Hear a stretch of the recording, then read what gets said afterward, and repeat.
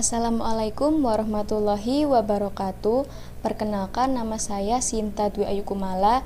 Di sini saya akan menjelaskan mengenai proyek desain database dari kelompok kami mengenai koperasi simpan pinjam. Nah, ini merupakan nama-nama dari anggota kelompok kami, yaitu ada Aldo Friska Dharma Putra, Cindy Auliasari, Firda Adha Cahyanti, Muhammad Adib Novan Fanani, dan saya sendiri Sinta Dwi Ayu Kumala.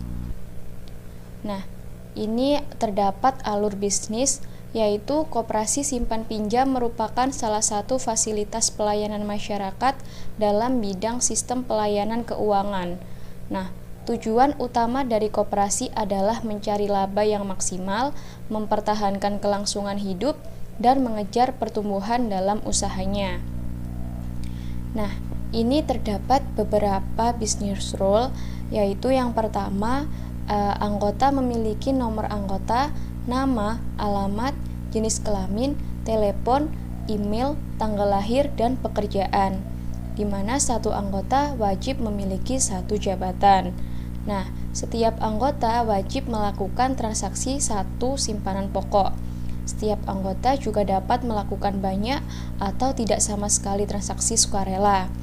Dan setiap anggota wajib membayar simpanan wajib pada periode tertentu. Setiap anggota juga dapat melakukan satu pinjaman saja. Kemudian untuk role yang kedua, jabatan memiliki kode jabatan yang unik, nama jabatan, dan ada jabatan yang tidak mendapatkan gaji. Kemudian, setiap jabatan wajib memiliki satu atau lebih anggota.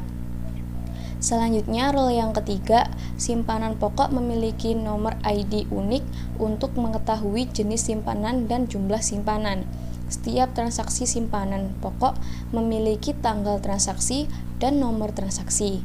Simpanan pokok wajib dibayar masing-masing oleh anggota koperasi. Kemudian selanjutnya role yang keempat, simpanan sukarela memiliki nomor ID unik untuk mengetahui jenis simpanan dan jumlah simpanan. Setiap transaksi simpanan sukarela memiliki tanggal transaksi dan nomor transaksi, di mana simpanan pokok dapat dibayar banyak atau tidak sama sekali oleh anggota koperasi. Kemudian role yang kelima, simpanan wajib memiliki nomor ID unik untuk mengetahui jenis simpanan dan jumlah simpanan, periode pembayaran, dan simpanan keberapa untuk mengetahui simpanan keberapa yang ingin dibayarkan. Kemudian, setiap transaksi simpanan wajib memiliki tanggal transaksi dan nomor transaksi. Nah, simpanan pokok dapat dibayar banyak atau tidak sama sekali oleh anggota koperasi. Selanjutnya, role yang keenam, pinjaman mempunyai nomor pinjaman yang unik, jumlah pinjaman, jumlah angsuran, bunga, total angsuran yang bergantung pada jumlah angsuran yang sudah dilakukan, di mana setiap transaksi peminjaman memiliki tanggal dan nomor pinjaman. Kemudian selanjutnya bisnis rule yang terakhir, setiap pinjaman boleh dibayar secara berangsur sejumlah lebih dari satu angsuran. Angsuran harus memiliki satu pinjaman dan angsuran bergantung dengan pinjaman. Angsuran memiliki nomor angsuran yang unik, jumlah angsuran, angsuran keberapa, dan sisa pinjaman yang dapat dihitung dari pinjaman dikurangi dengan jumlah angsuran. Selanjutnya, problem. Saat ini masih banyak koperasi simpan pinjam yang masih menggunakan sistem konvensional dalam mengelola administrasinya. Sistem konvensional ini membuat orang malas menggunakan koperasi simpan pinjam. Nah, hal tersebut dikarenakan ada beberapa problem jika menggunakan sistem konvensional. Di antaranya yaitu, problem yang pertama, saat ini masih banyak koperasi simpan pinjam yang masih menggunakan sistem konvensional dalam mengelola administrasinya. Nah, dengan sistem konvensional ini membuat orang menjadi malas menggunakan koperasi simpan pinjam, sehingga mereka menjadikan bank sebagai alternatif dalam penyelesaian masalah mereka. Kemudian problem yang kedua, sistem konvensional memberi celah terhadap kurang transparansinya keuangan koperasi. Kemudian problem yang ketiga, koordinasi antar cabang kurang terintegrasi, sehingga pengaksesan informasi antar cabang cenderung lambat. Kemudian problem yang terakhir, Pada sistem konvensional, sering terjadi inkonsistensi data, redundansi data, dan kurangnya keakuratan data. Seperti itu. Nah, selanjutnya solusi. Pada saat ini sudah saatnya koperasi simpan pinjam mengimplementasikan sistemnya ke dalam sebuah teknologi. Nah, dengan adanya EKSP, maka proses simpan pinjam akan lebih mudah sehingga akan menarik minat masyarakat untuk bergabung di KSP. Sistem administrasi secara otomatis harus berubah, maka dari itu diperlukan sistem basis data agar data yang dikelola tetap akurat, efektif, dan juga efisien.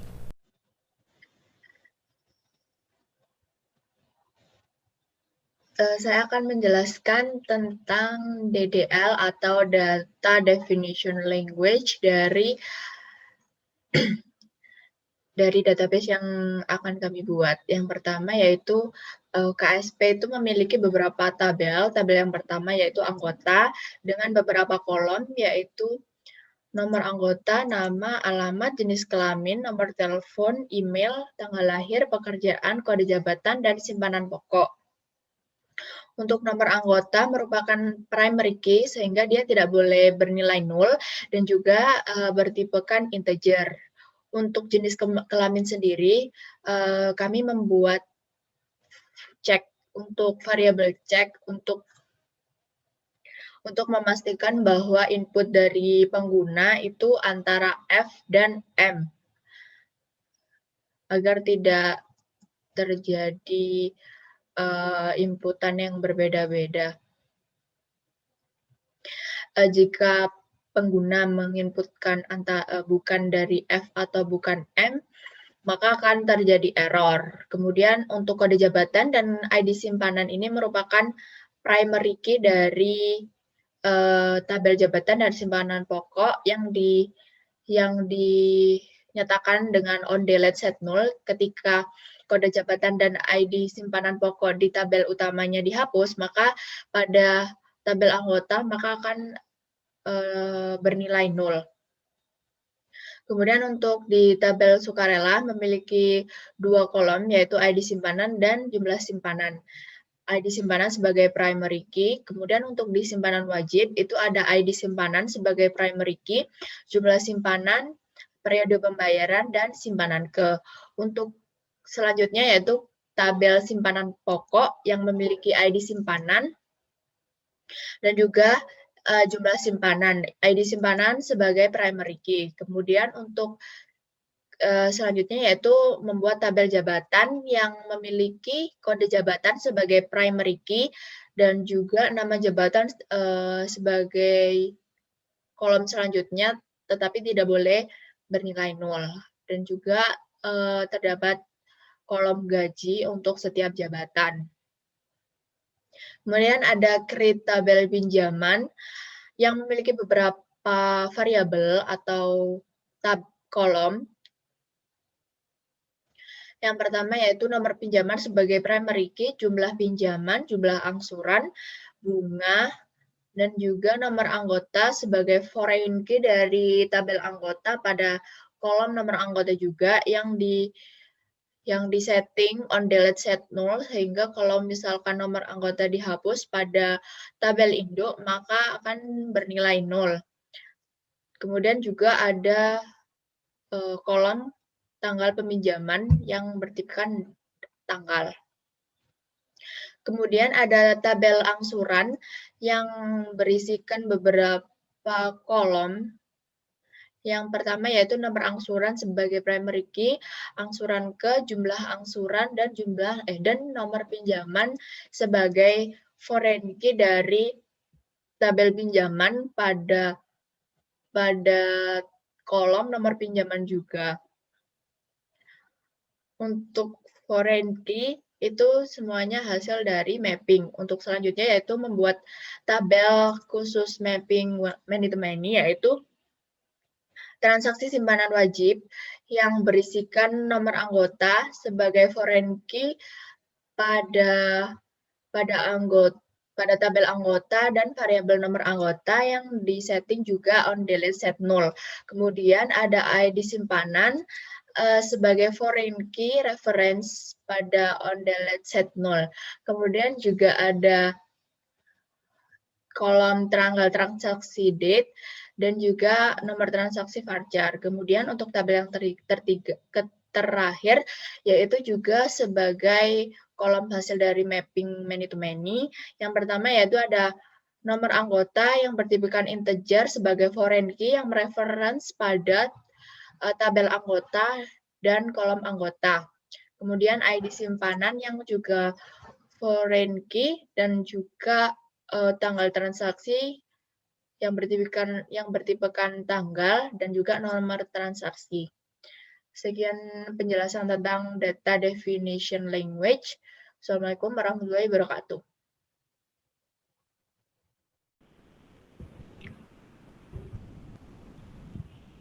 Assalamualaikum warahmatullahi wabarakatuh. Perkenalkan, nama saya Aldo Rizky Putra. Di sini saya akan menjelaskan query yang itu DML.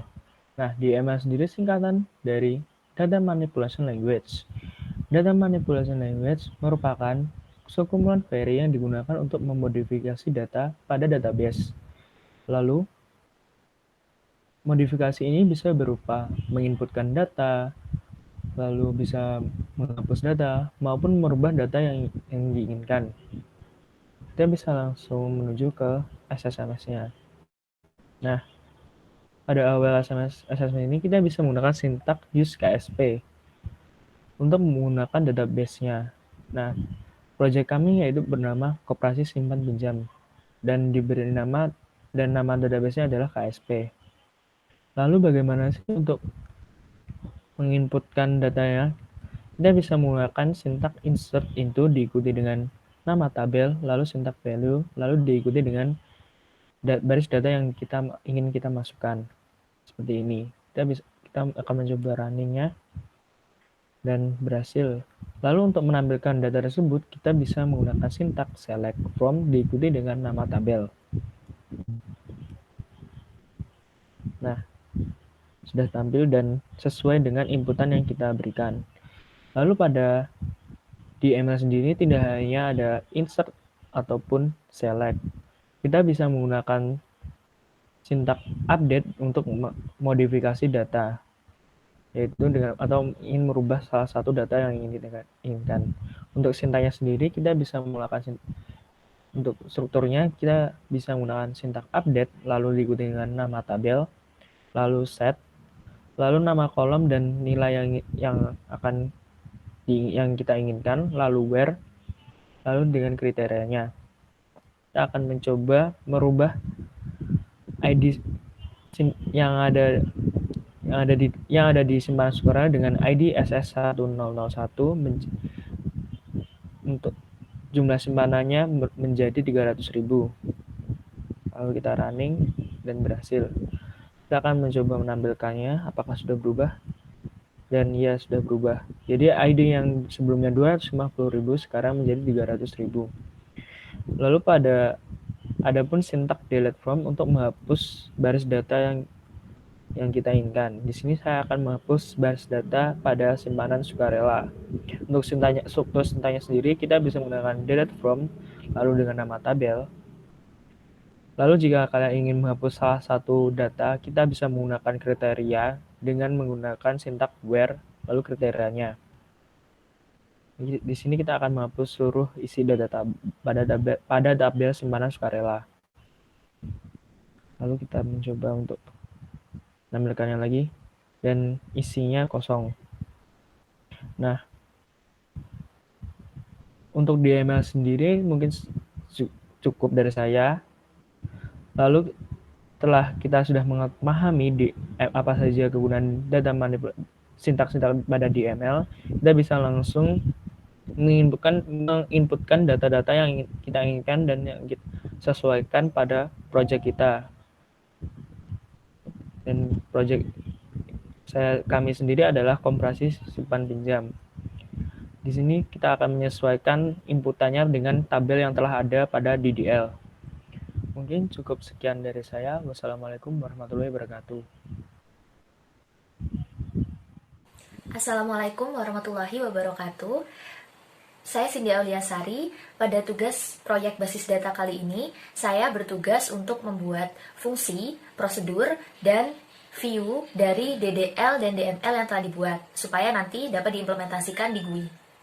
Saya sudah membuat 7 prosedur yang nantinya akan menampilkan 7 view dari DDL dan DML yang telah dibuat.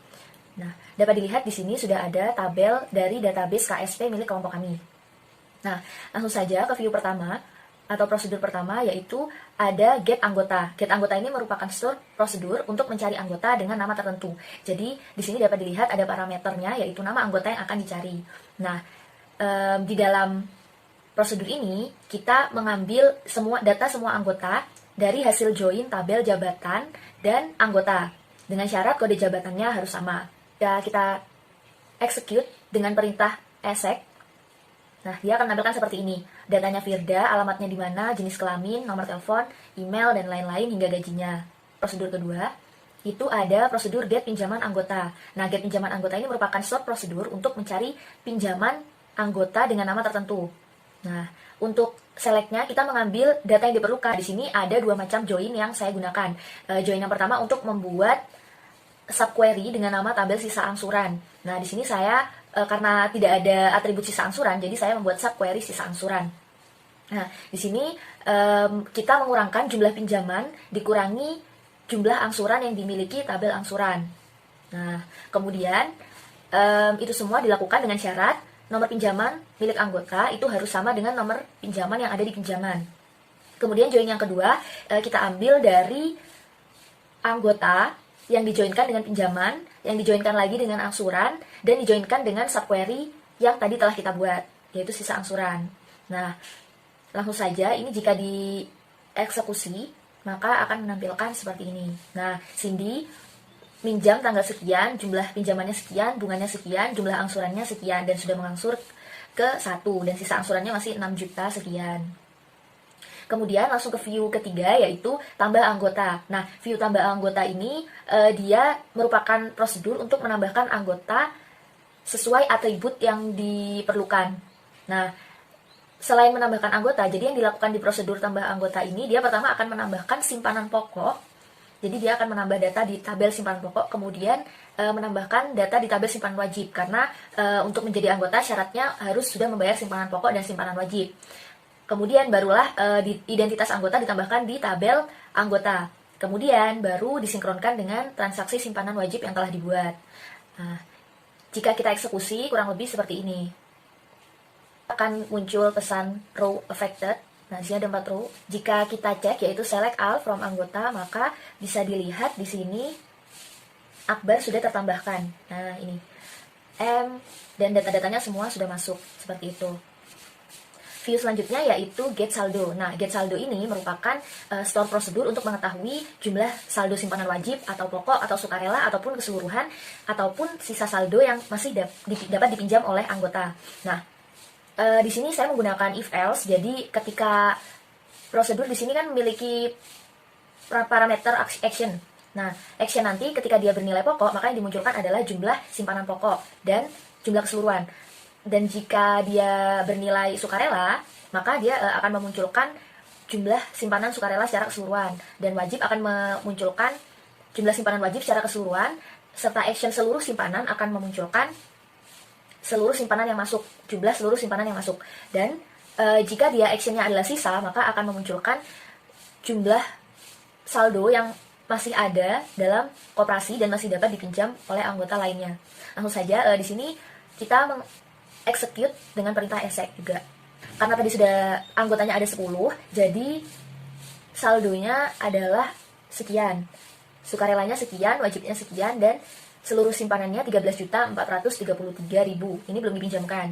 Nah, kemudian kita lihat sisa dari saldo koperasi sesungguhnya. Nah, di sini ada sisa yaitu 1.093.000. Jadi masih bisa dipinjam sebesar 1.093.000. Kemudian get SS. SS di sini maksudnya adalah simpanan sukarela. Jadi prosedur ini digunakan untuk menampilkan seluruh simpanan sukarela yang masuk. Ini kita joinkan dari transaksi simpanan sukarela yang di situ ada nomor transaksinya dan ID simpanannya, kemudian kita joinkan dengan tabel simpanan sukarela. Jadi di tabel simpanan sukarela ini yang muncul hanya kumulatif dari transaksi simpanan sukarela. Langsung saja kita eksekusi, ini tanpa parameter. Di sini muncul semua simpanan sukarela yang masuk dari setiap anggota. View selanjutnya atau prosedur selanjutnya yaitu Get SW. Get SW ini merupakan prosedur untuk menampilkan setiap transaksi simpanan wajib. Nah, simpanan wajib ini biasanya dibayarkan per bulan oleh anggota dengan nama tertentu. Parameternya adalah nama anggota tertentu. Langsung saja kita eksekusi. Nah, di sini muncul. Karena di sini yang kita ambil adalah anggota dengan nama Cindy, maka di sini muncul, oh Cindy telah melakukan transaksi pada tanggal 1 sekian, seperti itu. Dan ini yang muncul adalah simpanan wajib kumulatif ya. Di view selanjutnya ada tambah transaksi. Nah, prosedur tambah transaksi ini merupakan prosedur untuk menambahkan transaksi baru. Bisa menambah simpanan wajib atau simpanan sukarela ataupun menambah angsuran dari anggota. Nah, di sini saya menggunakan if else lagi dengan beberapa parameter di prosedur tambah transaksi. Nah, ketika jenis transaksi ini sukarela, ditulis sukarela, maka dia akan mengupdate jumlah simpanan sukarela milik anggota di tabel simpanan sukarela. Kemudian dia akan menginsert pada tabel transaksi simpanan sukarela sesuai atribut yang diperlukan. Jika wajib jenis transaksinya, maka akan melakukan sama seperti yang di transaksi sukarela, namun bedanya yang dilakukan pada tabel simpanan wajib dan transaksi simpanan wajib.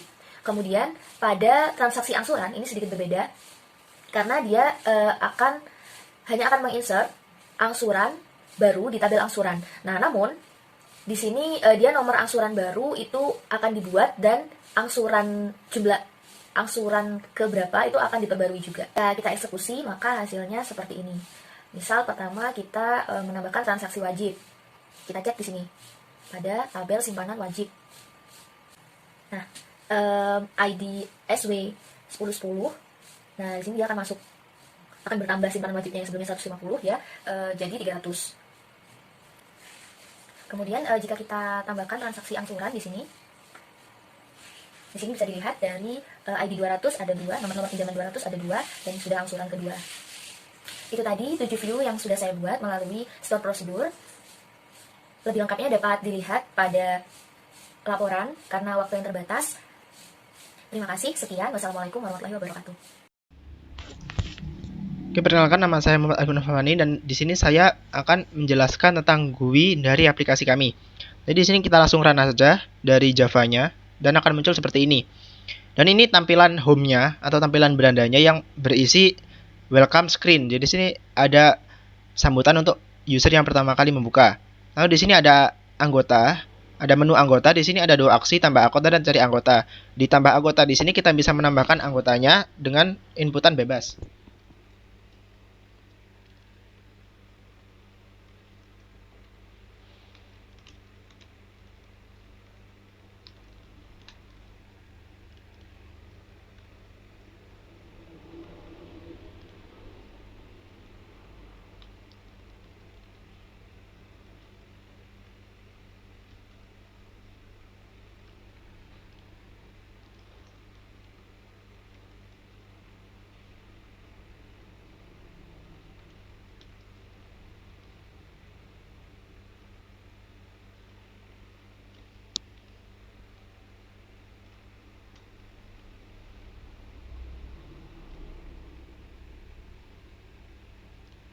Oke, kalau berhasil akan muncul message anggota baru berhasil ditambahkan. Lalu untuk cari anggota, kita bisa mencari anggota yang ada. Contohnya yang barusan diinputkan tadi.